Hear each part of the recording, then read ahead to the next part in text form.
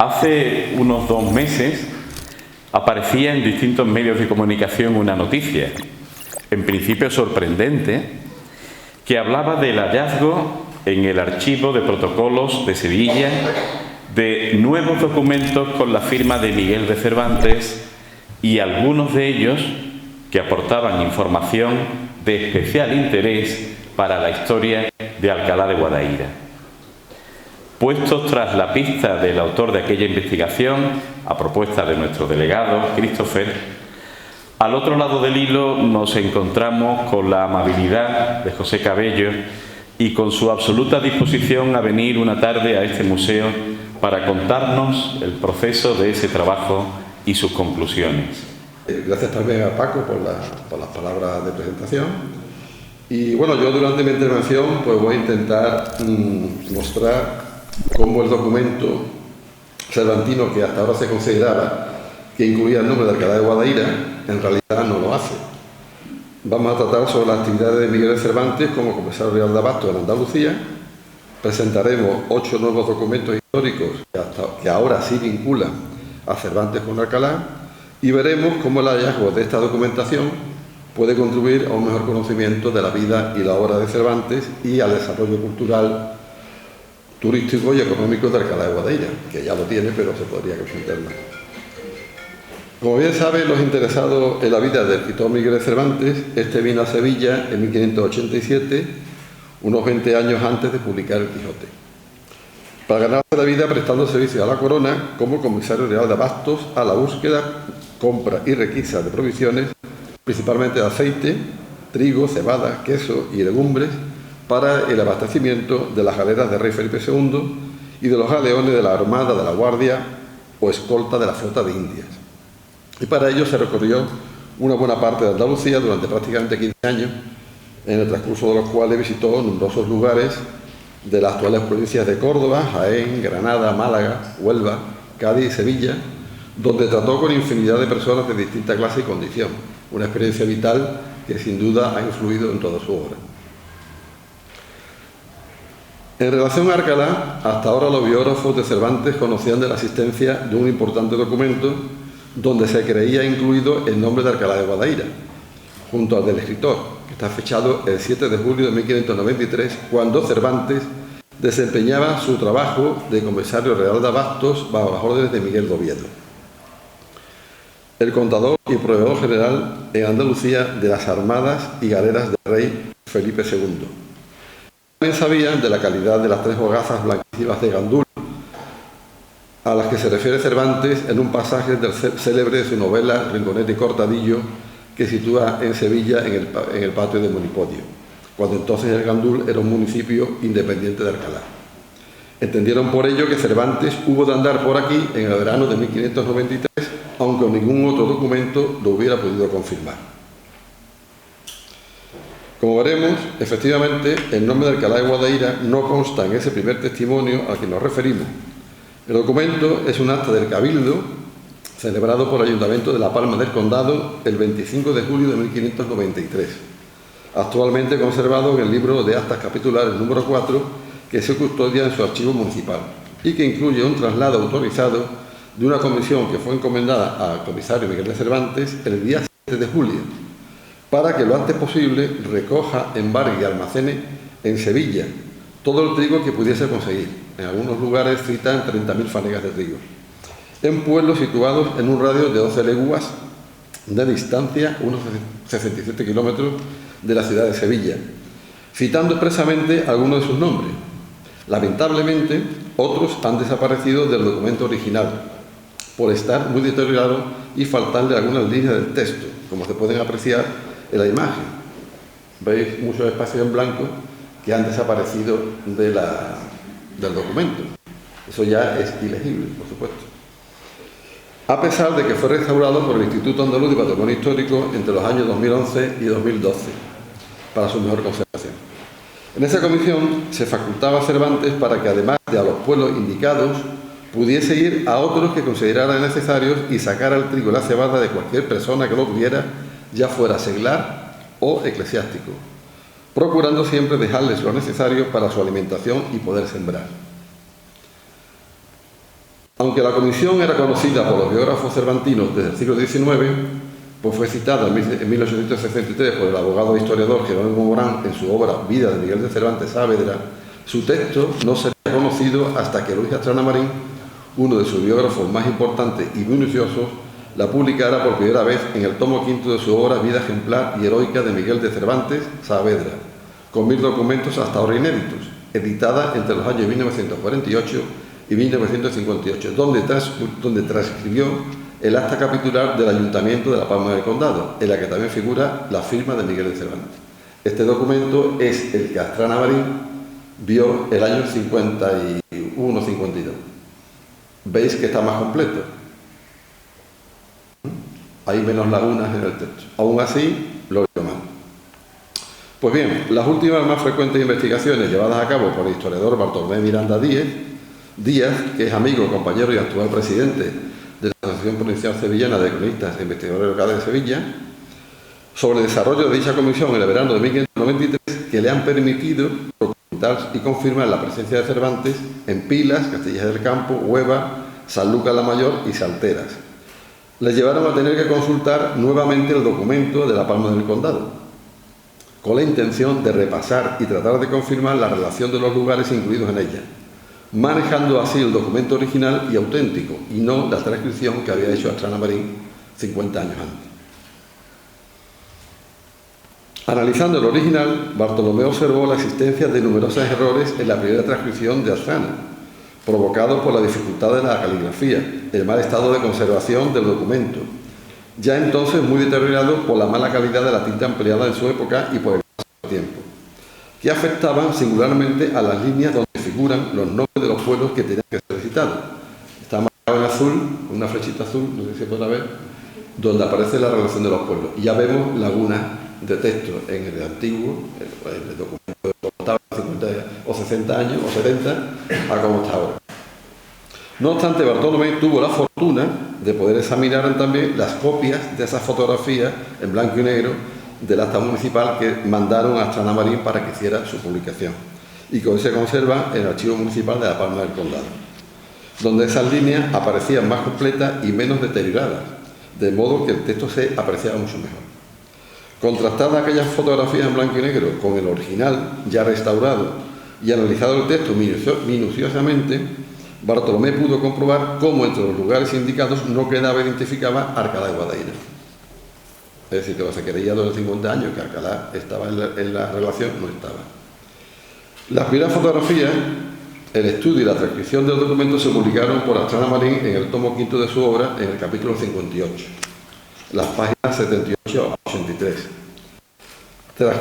Astrana Marín dice, o escribe el documento así: os la presente le nombro para que luego que esta mi comisión le fuere mandada y entregada, vaya con vara alta de justicia y lo acredite a los lugares en villas reales de Gerena, de Almonte, El Puerto, Rociana, Bonares, Niebla, Lucenilla, Veras, Hinojos, Boyullo, la villa de Manzanilla, la villa de Villalba, la villa de Benacazón, la villa de Coria, la villa de La Puebla, la villa de Escafena, la villa de Hueva, Castillejo del Campo, Alcalá de Guadaira, la villa de Paterna, la villa de La Palma, la villa de Villamarrique, la villa de Villarrasa, roto el papel, y en cualquier lugares y villas 12 leguas a la redonda de Sevilla, saque y embarque el dicho trigo. Por su parte, Bartolomé Díaz, en el año 2024, publicaría en la prestigiosa revista Humanista, el número 59, un artículo titulado Miguel de Cervantes Saavedra, comisario real de Abastos en tierras del Aljarafe sevillano, del campo de Tejada y del condado de Niebla, nuevas fuentes documentales para su estudio, que es consultable y se puede descargar de internet. Ahí viene la transcripción completa del documento de La Palma del Condado. Y además un apéndice donde aparecen los de Salteras, Pilas, Castilla del Campo, Hueva, Sanlúcar, etc. Y recoge también ya corregida la transcripción que hiciera Luis Astrana Marín actualizada, donde ya no aparece Alcalá de Guadaira.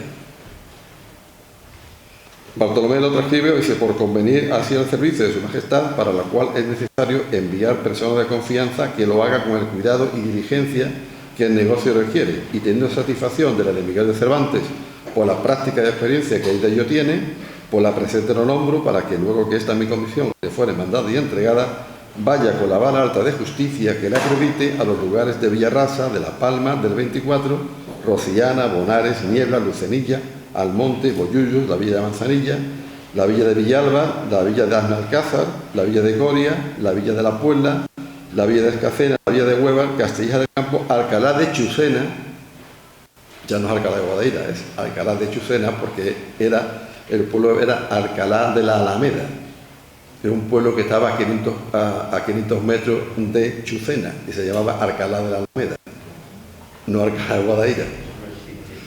El pueblo Alcalá de Alameda ya no existe, está integrado en Chusena. Entonces, esa es la confusión que le llevó a Astrana Marín a pensar que era Alcalá de Guadaira, cuando en realidad es Chusena. La villa de Paternal del Campo, San Lucas, etcétera, etcétera, etcétera.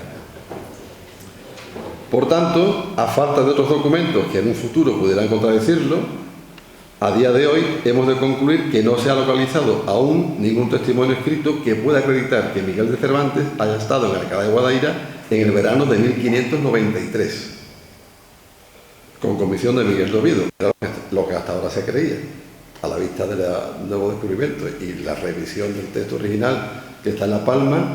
Alcázar de Guadaira era Alcázar de la Alameda, Chusena. ¿De acuerdo? Bueno, en cambio hoy sí podemos acreditar que Cervantes estuvo en Alcalá de Guadaira y su término 3 años antes, en el mes de febrero del año 1590, cuando las órdenes del proveedor general Antonio de Guevara y de Francisco Benito de Mena, su delegado en el puerto de Santa María, el comisario Miguel de Cervantes también se encontraba en la vecina Carmona, embargando aceite y no trigo, para las galeras de España y para la Armada del Mar Océano, que se estaba aprestando en La Coruña a cargo del proveedor Bernabé de Pedroso. Y podemos afirmarlo gracias a 8 documentos nuevos y también inéditos que pudimos localizar en el Archivo Histórico Provincial de Sevilla y que contienen los nombres de Miguel de Cervantes y Alcalá de Guadaira junto a los dos.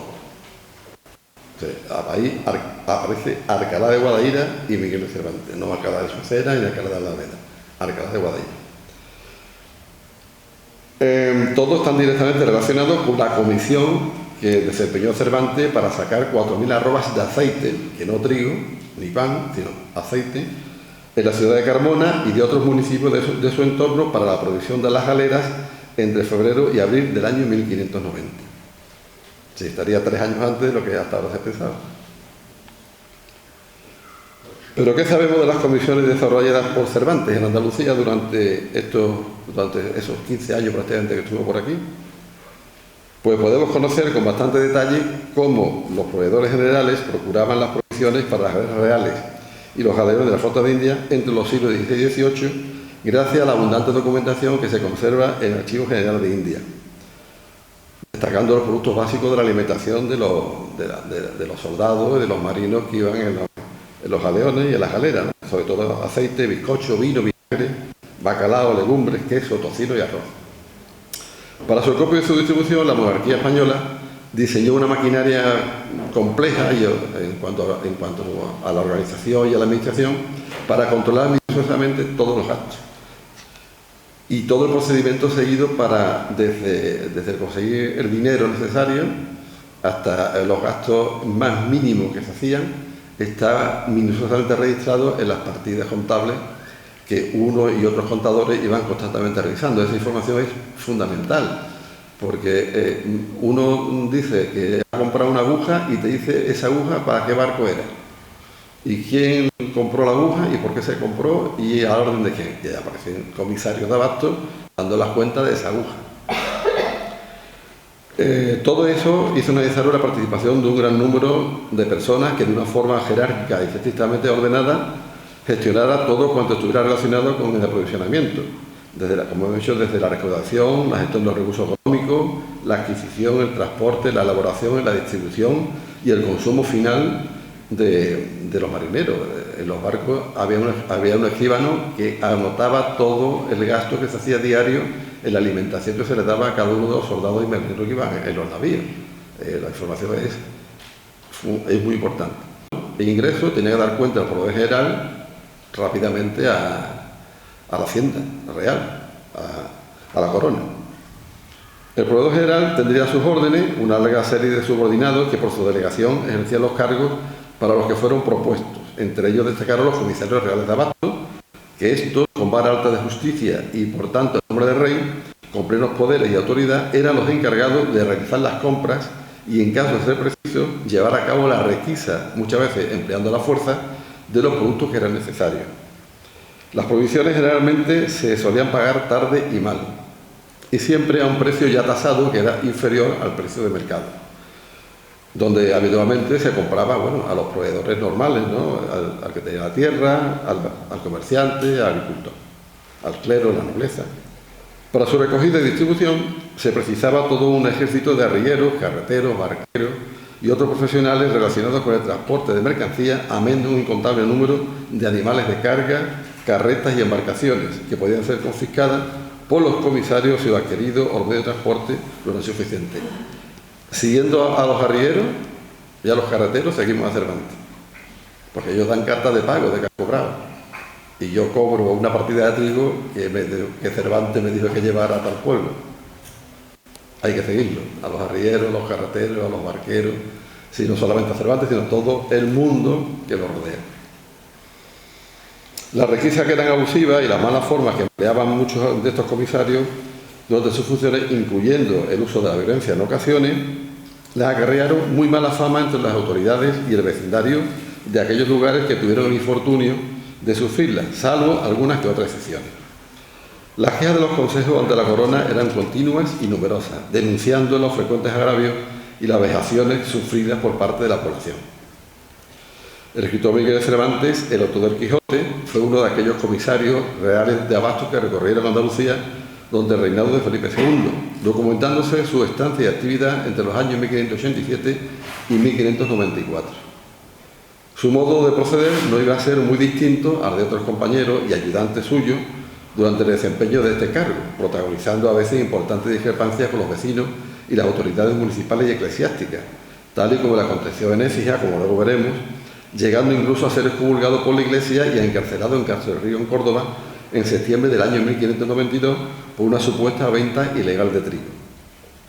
Sus convenciones comenzaron en septiembre de 1587 en la ciudad de Écija, a donde llegó con órdenes de Antonio de Guevara, miembro del Consejo de Hacienda del Rey y proveedor general de las galeras armadas y fronteras de España, así como de su delegado Diego de Valdivia, alcalde del crimen de la Real Audiencia de Sevilla. Su primera misión sería la de recoger una importante partida de trigo con destino a la Armada Invencible, que se estaba prestando en Portugal y que Felipe II preparaba para la invasión de Inglaterra, que estaba prevista para mayo de 1588.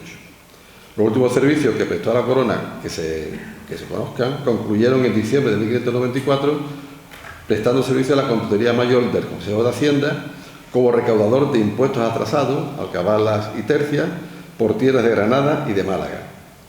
En esos largos y duros años, Miguel de Cervantes recorrió buena parte del territorio andaluz al servicio de sucesivos proveedores generales. Y estos fueron Antonio de Guevara y Diego de Valdivia entre 1587 y 1590, Pedro de Isunza, Francisco Benito de Mena y Miguel de Oviedo entre 1590 y 1593, y por último Cristóbal de Barros y Peralta en 1593, que era el primer proveedor de la flota de Indias y además el constructor de los barcos de guerra de Felipe II. O sea, un constructor de barcos haciendo de proveedor general. Entonces, bueno, esto recorrió Andalucía durante 15 años, pues la relación de pueblos que se pudo actualizar en el año 2016 con motivo del centenario de la muerte de Cervantes. Se incluyó en esta obra de José Manuel Lucía Mejías, La madurez de Cervantes, una vida en la corte, en la que actualizamos con los nuevos municipios que fueron apareciendo, en el que yo estuve colaborando con él, y se actualizó hasta ese momento los últimos descubrimientos, incluyendo la Puebla de Cazalla, que habían aparecido hasta el año 2016. Posteriores investigaciones han permitido hallar más pruebas documentales, hasta entonces inéditas, sobre la presencia de Cervantes en los municipios de Archidona, en Lucera, en Córdoba, y en Jimena, en Jaén, Villalba del Alcor, Niebla, Lucena del Puerto, Bonares, Osuna, Analcázar, Huévar, Castilla del Campo, Pilas, Salteras, Sanlúcar la Mayor,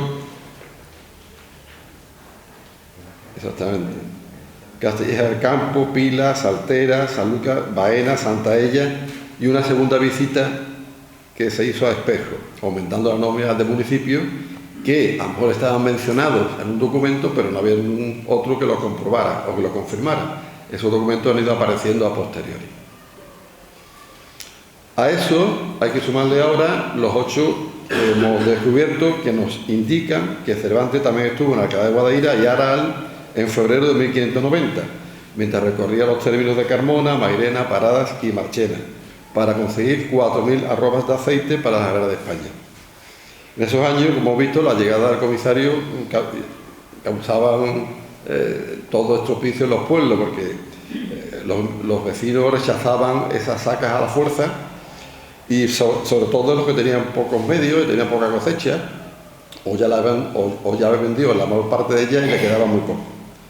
Unas provisiones que los comisarios debían obtener de cualquier persona que lo tuviera, ya fuera seglar o eclesiástica, con la ayuda de las justicias locales si fuera necesario. Hemos visto los alguaciles ayudando a Cervantes a llevar preso al deán, ¿no? Teniendo siempre en cuenta las instrucciones del proveedor, que siempre le ordenaba que le dejaran lo necesario para alimentarse y para poder sembrar. Si no podían dejarlo sin nada. Este reparto, por lo general, no solía ser ecuánime cuando era el ayuntamiento quien se encargaba de hacer reparto. Por mediación de sus propios alguaciles, de reunir y facilitar la provisión al comisario cuando éste no participaba directamente en la saca.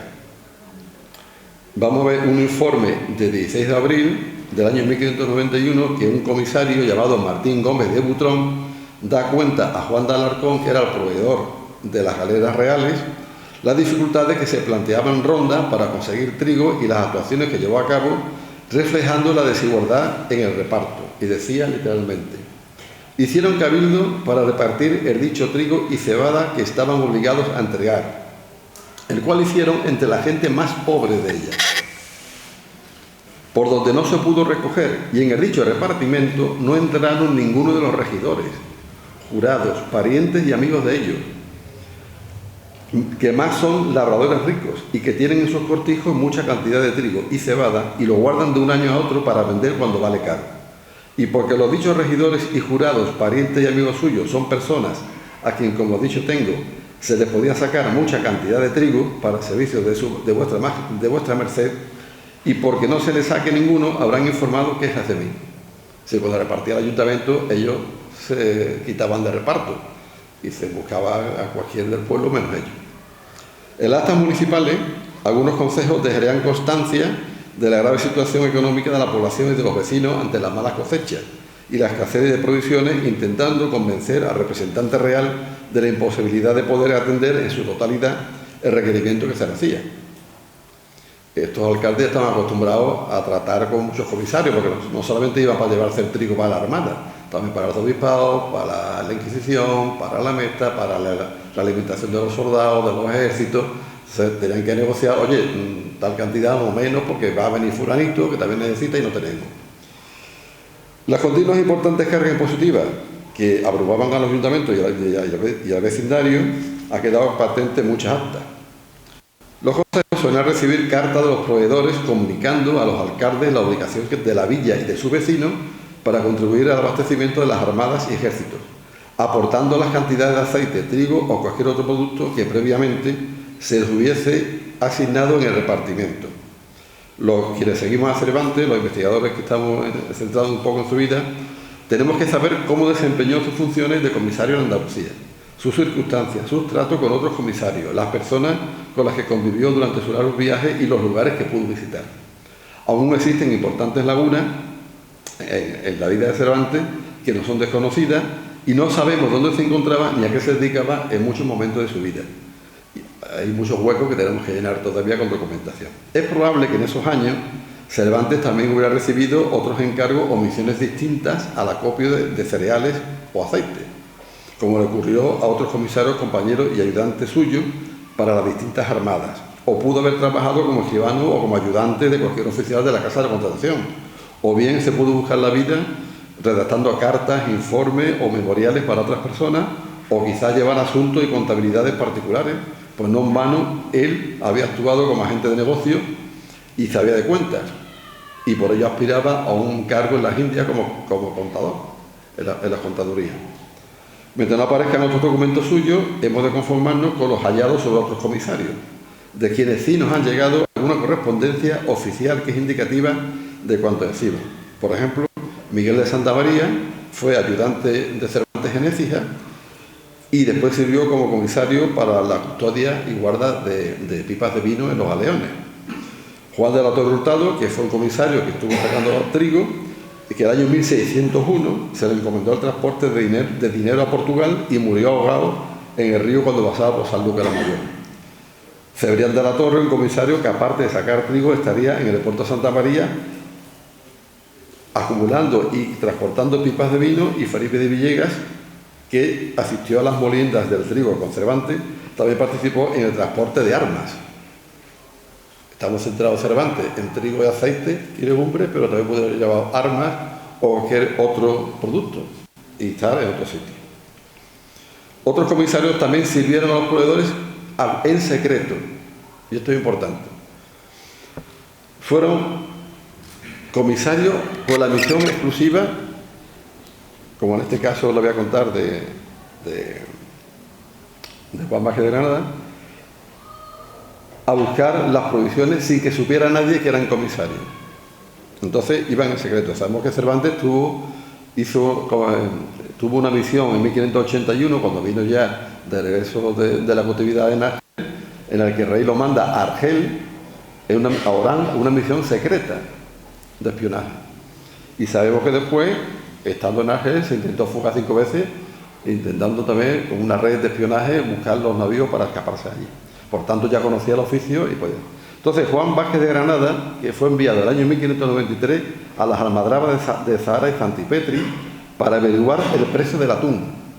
Y le decía, el proveedor le decía, y se informe secretamente como si fuera mercader, y no lleve vara ni entiendan a qué va, y sepa la cantidad y los precios más bajos de ellos. Y otro, que es Diego Soto Reina, que era escribano y comisario, el año 1597 fue enviado a Morón, a Aral y a la Pola de Cazalla por el proveedor Pedro Rodríguez de Herrera, haciéndose pasar por comerciante, y le dice, para saber, inquirir y averiguar de secreto las cantidades de trigo, cebada, haba y garbanzo que en las dichas partes había, en poder de qué personas y a qué precios valía, usando de maña e industria como persona particular, sin que se entendiese que iba por cuenta de su majestad y a cosas de su real servicio. Y esto va así. Y dice Cervantes, vaya usted, puede haber estado en cualquier sitio, en cualquier pueblo, sin que sepa nadie que era Cervantes. Nos enteraríamos si después hubiese quedado, cuando le pagan su salario, y dice, por el servicio prestado en tales sitios como en secreto. Hemos visto que hay comisarios que iban en secreto a los pueblos. Pudo haber estado también en Alcalá en cualquier momento, pero no haber quedado constancia ninguna escrita suya. ¿De acuerdo? Por tanto, no podemos descartar esa posibilidad. Algunos biógrafos de Cervantes, también como Trana Marín, en relación a estas sacas llevadas a cabo en Andalucía, también resalta la noble actuación que tenía Cervantes.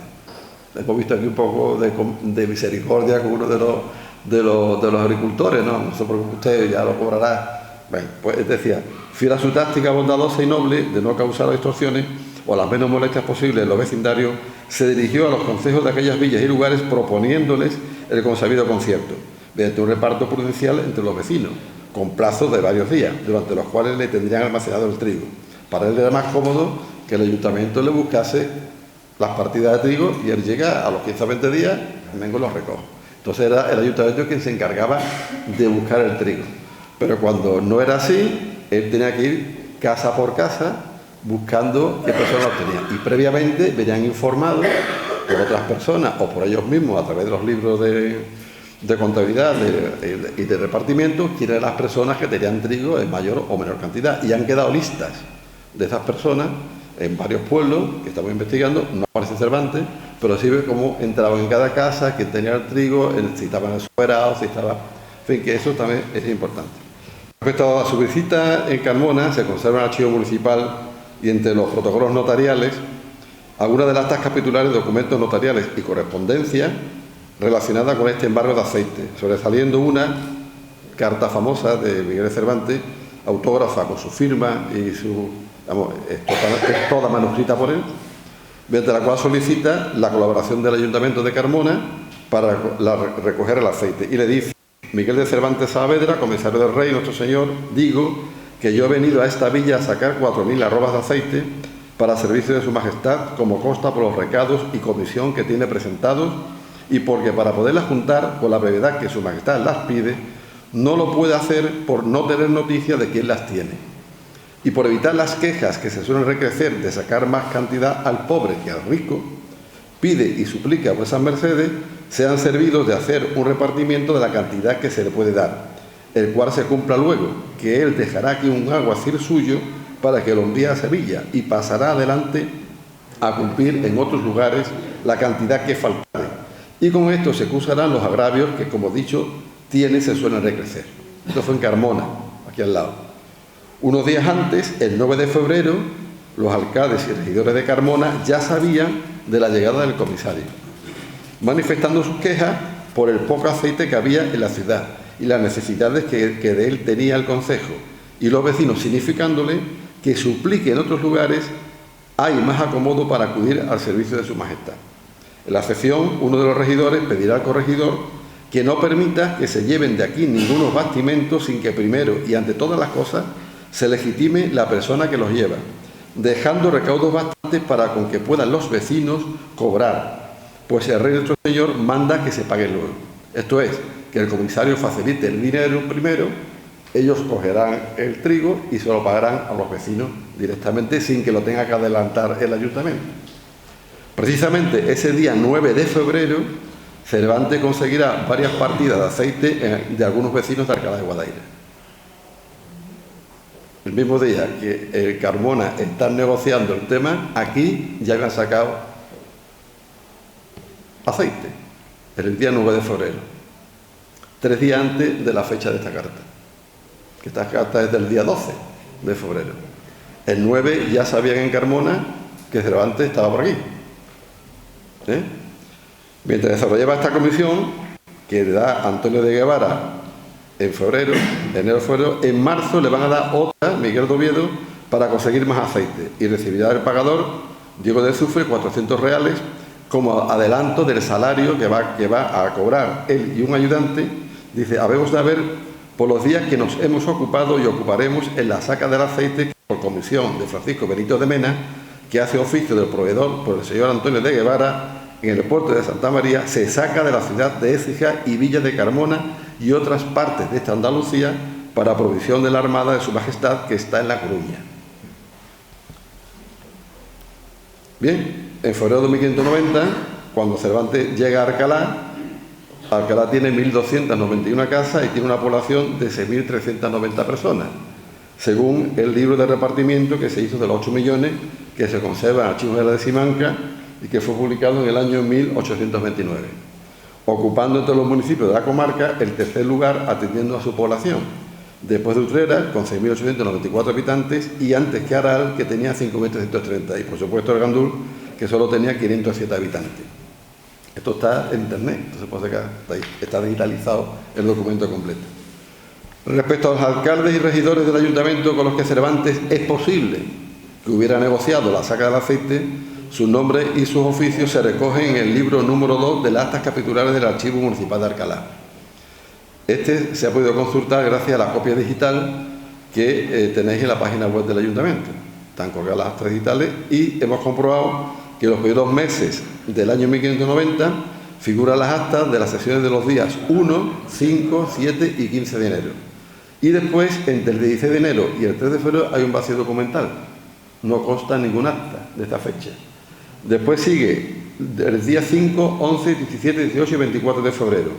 Se vuelve y la serie se interrumpe entre el 25 de febrero y el 21 de mayo, prácticamente 3 meses sin actas. Si estuvo aquí y negoció con el Concejo, no podemos saberlo porque las actas municipales no lo han reflejado. Pero es que en Alcázar pasó igual. Llegó a Cervantes, no lo recogieron en acta, pero cuando llegó otro comisario 6 meses después dijeron, no, es que estuvo aquí Cervantes y no se llevó nada porque no había nada que llevarse, pero no le hicieron constar en acta. Aquí pasa igual. Las actas municipales de ese periodo no lo recogen. Sí hay el primer comisario que aparece el 10 de agosto de 1590, que es Antón Caballero, que era comisario de Juan de Alarcón, proveedor de Jerez. Este Antón Caballero fue compañero de Cervantes cuando estuvo en Jaén. Y aquí ya había estado en 1590. Lamentablemente ese vacío documental pues, nos impide conocer si el Consejo celebró sesiones o no las celebró. Igual las celebró, hicieron el borrador y no levantaron el acta. O faltan páginas, que no, lo que sea, porque la numeración de los folios que están marcados en amarillo está hecho a lápiz y es reciente. No es una numeración del siglo XVI. Si ha habido actas, han desaparecido o nunca se hicieron. Entonces, el periodo de febrero, marzo, que podía haber estado aquí y el costado en acta, no se ha hecho constar. Y son difíciles de leer, el texto es complicado. Entonces, las actas municipales conservadas no ofrecen información sobre si Miguel de Cervantes, entre febrero y abril del 1590, se entrevistó o no con los representantes municipales.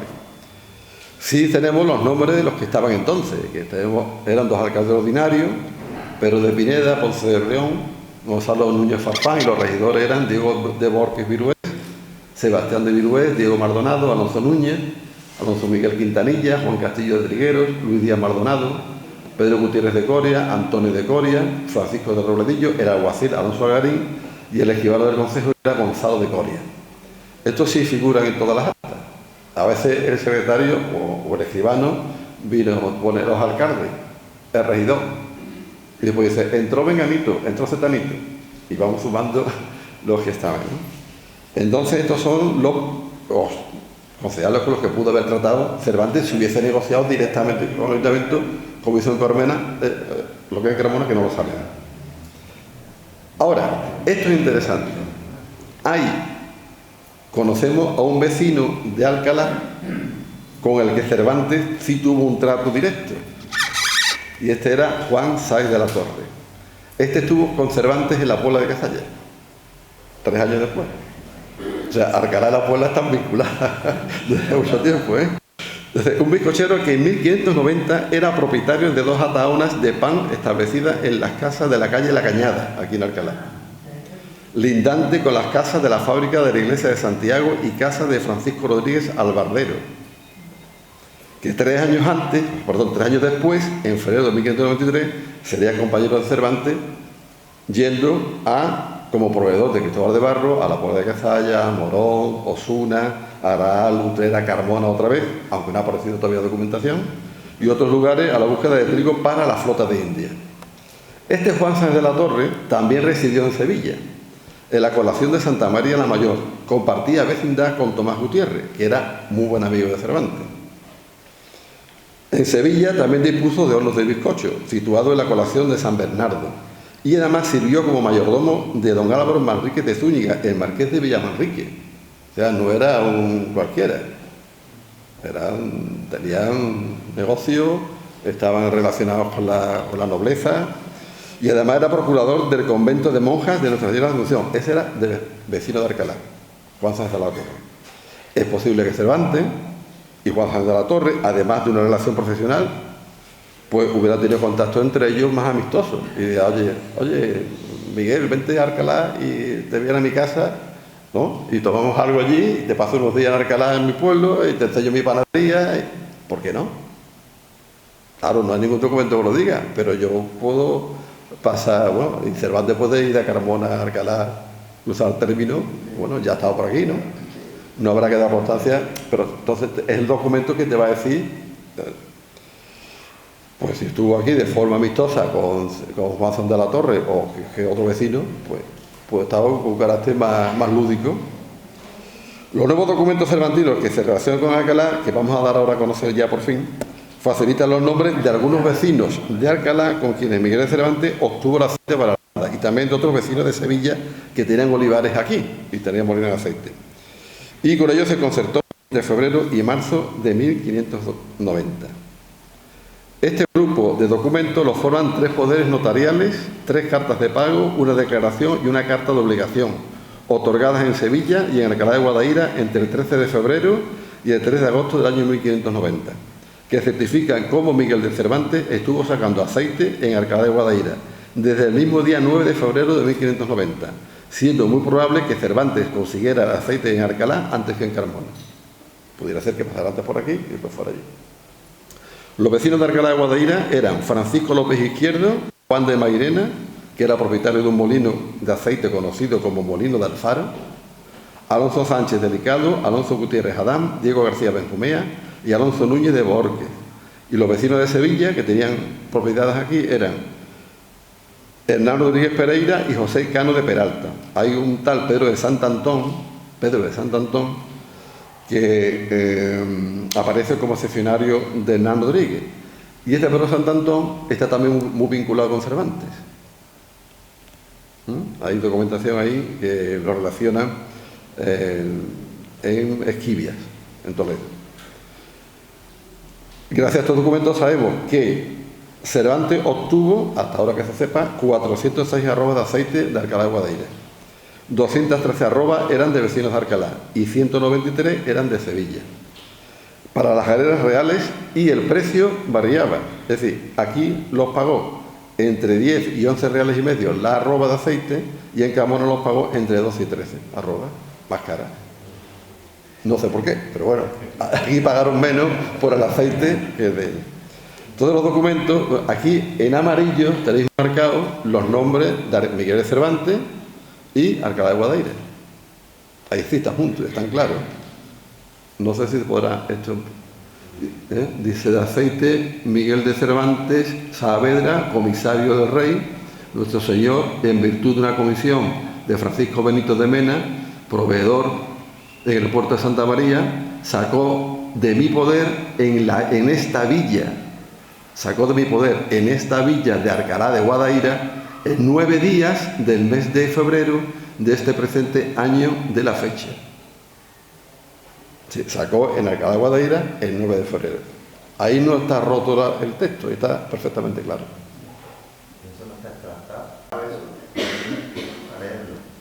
Esto no. Tengo aquí un resumen de esto. Pero bueno, el documento es más largo, pero dice exactamente.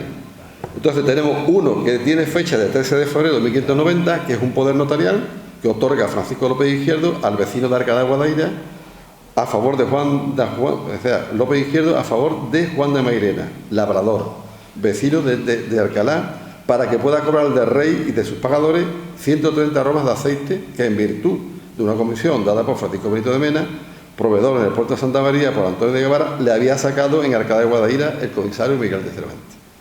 Otro poder es el que otorga a Francisco López Izquierdo a Alonso Sánchez Delicado, y aquí dice ese poder que le había sacado el aceite el 9 de febrero. Este sería el segundo documento. El tercero está fechado, este es el documento entero. Este está fechado el 14 de abril de 1590 y lo otorga Alonso Sánchez Delicado, vecino de Alcalá de Guadaira, en nombre de Francisco López Izquierdo, de que ha recibido de Diego de Azufre 130 ducados por 130 arrobas de aceite que le sacó Miguel de Cervantes a 10 reales la arroba. Estos iban para La Coruña. Después, el 14 de abril, hay otra carta de pago que otorga Pedro de Santantón, que era vecino de Sevilla, en nombre y como cesionario de Hernán Rodríguez Pereira, vecino de Sevilla. A este le paga 193 ducados por 193 arrobas de aceite. Este para las armadas de Bernabé de Pedroso en La Coruña. El siguiente documento es del 27 de abril de 1590, otorgada por Alonso Sánchez Delicado y Alonso Gutiérrez Adán, que eran vecinos de Alcalá de Guadaira, a favor de Francisco López Izquierdo, y para que se obligan a entregarle 345 reales por 30 arrobas de aceite que le sacó a 11 reales y medio. Sí, se obliga, dice, oye, yo me comprometo a cobrarte en Sevilla el dinero y a traértelo en tu nombre. Ese documento hay que buscarlo. Después tenemos otro del 27 de abril, en el que Francisco López Izquierdo manifiesta y ahora dice: de las 130 arrobas de aceite que Miguel de Cervantes me había sacado y me dio un pagaré, en realidad 50 arrobas eran de Juan de Mairena, 50 eran de Diego García Benjumea y solo 30 eran suyas. Este, en nombre de los tres, había cobrado 150, pero ahora tenía que aclarar que no eran todas suyas, sino que 50 era de uno, 30 de otro. Después tenemos el séptimo documento, que es un poder otorgado por Alonso Núñez de Bohorques, que era vecino de Alcalá, a favor de José Cano de Peralta, vecino de Sevilla, para que cobrara 83 arrobas de aceite. Marcado en rojo aparece por menos haber sacado y llevado de esta villa por Miguel de Cervantes. Y arriba pondrá Alcalá de Guadaira, vecino que soy de esta villa de Alcalá de Guadaira, en la segunda línea del texto. Y por último, el octavo, que es la carta que otorga José Cano de Peralta, vecino de Sevilla, de que en nombre de Alonso Núñez de Borque había cobrado 913 reales por 83 arrobas de aceite. En esta ocasión los vecinos tuvieron suerte, cobraron pronto, porque resulta que Francisco López Izquierdo, Juan de Mairena y Diego García Benjumea y Hernán Rodríguez Pereira, que este era de Sevilla, lo cobraron el 14 de abril, 2 meses después. Y Alonso Núñez de Borque lo cobró el 3 de agosto, se tardó más, no sé por qué, pero unos cobraron antes y otros pero fueron cobrando, en este caso fueron antes. Pues dicho esto, estos son 8 documentos, el tratado que espero publicar pronto completo, donde sí está Alcalá de Guadaira y está justamente el nombre de Miguel de Cervantes. Aquí no hay duda, no es uno de la Palma del Condado, son 8, por lo pronto. Entonces, en un principio, usted se pregunta, bueno, ¿y esto para qué sirve? ¿No? Es un documento de Cervantes que dice que está aquí, ¿esto en qué nos beneficia?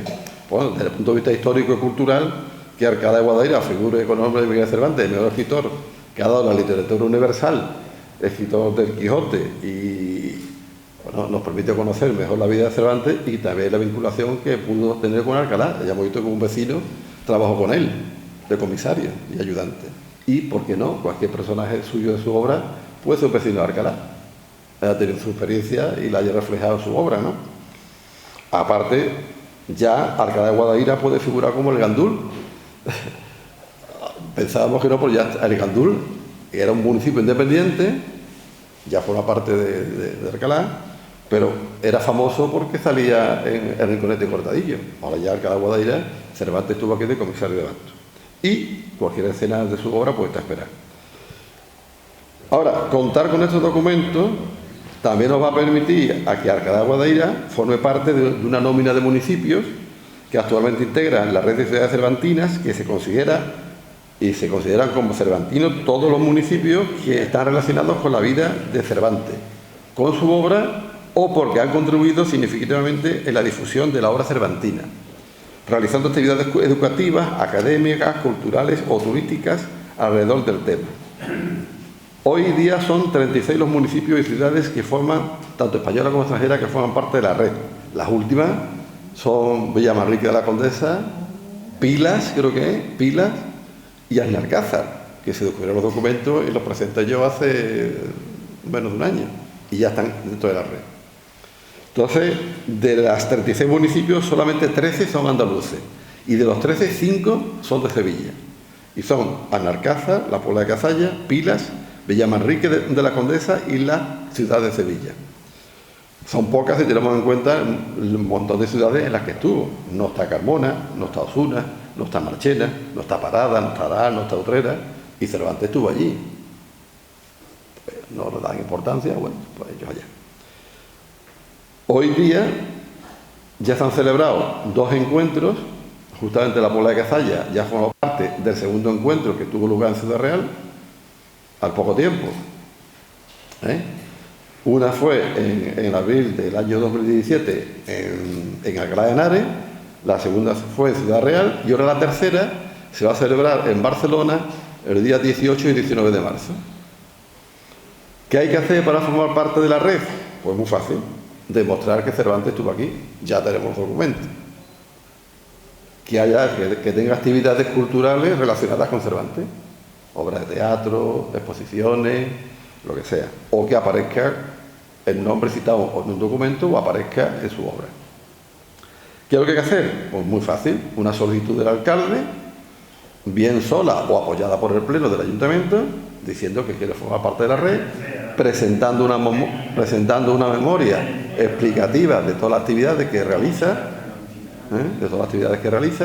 durante el año o durante tal, la tradición que pueda tener, las actividades, y una vez que eso se aprueba por el pleno con una memoria justificativa, pues la red o el gerente o los que sean el órgano directivo acordarán la inclusión, formarán parte de la página esta que se ha creado y tienen que cumplir un decálogo, que es este que dice aquí, ¿no? Que, bueno, por ejemplo, se ha creado, que existe una orquesta sinfónica cervantina que se ha creado en la Alcalá de Henares, puede venir a Alcalá de Guadaira y dar aquí sus conciertos.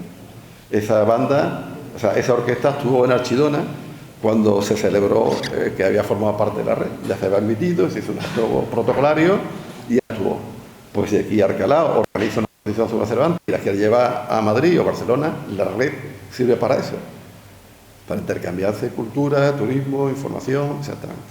Entonces, bueno, yo creo que con esto Alcalá tiene una oportunidad buena, ¿no? Ya para, bueno, tiene sus actividades, pero que esto le puede dar un impulso también más importante o mayor, o puede ayudar a ser una ciudad cervantina, ya está dentro de la ruta de Cervantes, en fin, bueno, lo que queráis. Yo creo que tenéis una oportunidad, ahora que Alcalá ya está en los documentos oficialmente y no están rotos el papel, pues aprovecharlo y si, bueno, si queréis, bueno, y si el ayuntamiento le interesa, pues ahí tiene una oportunidad. Yo creo que ya me he pasado, ¿no? Bueno, ya está.